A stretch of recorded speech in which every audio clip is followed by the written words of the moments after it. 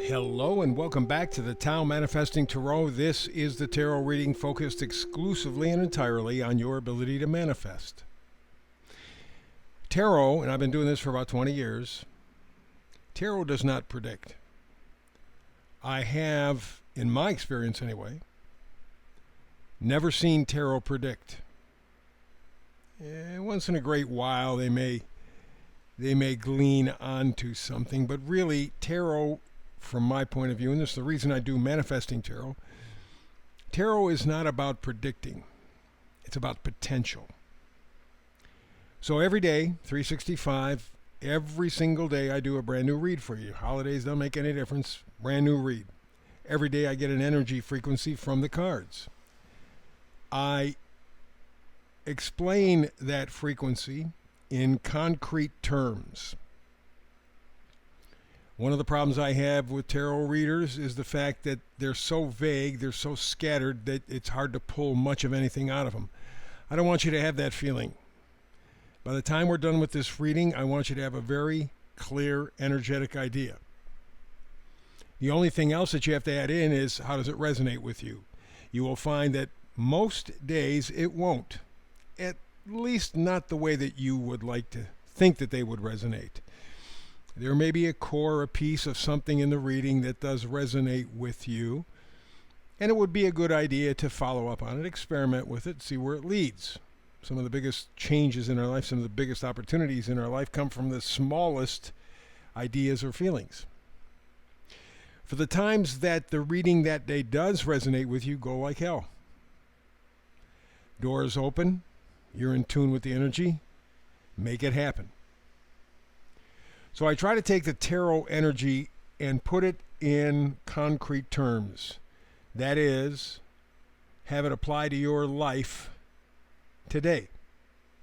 The world that we live in today, not some hairy fairy little world where they're gonna come to you from the past and they're gonna and you, by the time you're done with the reading, you go, so what the hell am I supposed to pull from this? With this, you get a good clear energy. You'll get some additional information. Either of those two, or both, can be very beneficial for you. But do not expect contact every day. I will put out a reading, but don't expect it to connect with you every day. Most times it likely won't. But the energy readings will be based on the world as it is today. The energies that we have, the changes that we're going through, so that you can take that energy and apply it in a logical, meaningful way to your life. Okay? We begin with the middle card. That's the Oracle card. Today it is round and round. Sounds like round and round and going nowhere. Spinning in circles. Kind of an existential vertigo. You get dizzy. You're kind of like disoriented. The number up in the right-hand corner is 25. 2 is always a decision. You have to make a decision. And the 5 is change. You have to make a decision to change. 2 and 5 together equals 7. 7 means you have to change your thought. You have to change your spiritual motivation. Very, very important. Changing your thinking. Changing your spiritual connection. Are not necessarily obvious to anybody, but they are profound to you. And it's the inside work that really counts, not the outside work. You can put all the makeup you want on a pig. It's still a pig. And so that's the way you may be looking at your life or some aspect of your life. No matter what I do, it's just window dressing. It doesn't matter. And people today spend a lot of time on window dressing. What do I look like? What do I talk like? Will people like me? Will I fit in?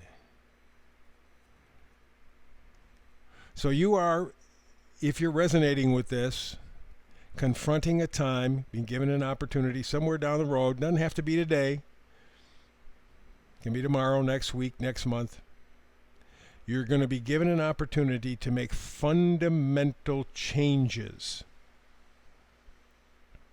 in your thinking and probably spiritual world as well.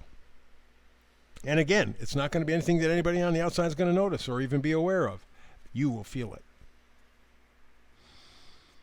So, we're dealing with the idea of things going round and round. A lot of activity, a lot of motion, a lot of commotion. And from the outside, it would look like, oh, look how busy, look how busy. But you're just a hamster in a cage, man. You're just running the same track every day. That's got to change, and you will have the chance to change it. The meme for today comes from Leonard Cohen, the singer-songwriter. And his meme is from a song of his. Everybody knows that the dice are loaded. Everybody rolls their fingers crossed. Everybody knows the war is over. Everybody knows the good guys lost. Everybody knows the fight was fixed. The poor stay poor, the rich stay rich. That's how it goes. Everybody knows. That's where you kind of find yourself, philosophically, if not from a practical point of view. Just, the game's rigged. You know it, but you're going to play it anyway because there isn't any other game. So you just go round and round and round and round. You have existential vertigo. You get dizzy. Your purpose is lost. And in fact, we go to the left side. We find the Nine of Swords. Swords are thoughts, ideas. And here the Nine of Swords, it's a painful card. Somebody in the middle of the night, agonizing. Absolutely agonizing. Nightmares, despair, brooding. Geez, if I only did this. Geez, why didn't that happen? Geez. Just, it's not accomplishing anything. It's tearing you apart, but it's part of that existential vertigo. This guy's lost. Spinning around in circles to the point where he's dizzy. He doesn't see anything. Not surprising. Everybody knows the dice is loaded. Everybody knows the fingers are crossed. Everybody knows the war is over. Everybody knows the good guys lost. Everybody knows the fight was fixed. The poor stay poor, the rich get rich. That's how it goes. Everybody knows. That's what this person is agonizing over. So as an antidote, we go to the Nine of Cups, the next card. Nine of Cups is fulfillment. Getting what you want, or at least knowing what you want. And this card, as it is placed here in the reading, is in reverse. So it's the only escape you get is fantasizing about the past. Not seeing it for what it really was. Maybe you don't know. You were young enough where you didn't know what it really was. But you know what you would like to feel again. Your thoughts are killing you, eating you up, the Nine of Swords. But the Nine of Cups says, I want to feel something different. Quit thinking. My thoughts are killing me. We go to the next card. It is the Queen of Pentacles. The Queen of Pentacles is the queen because she knows what she wants, because she has a solid set of values.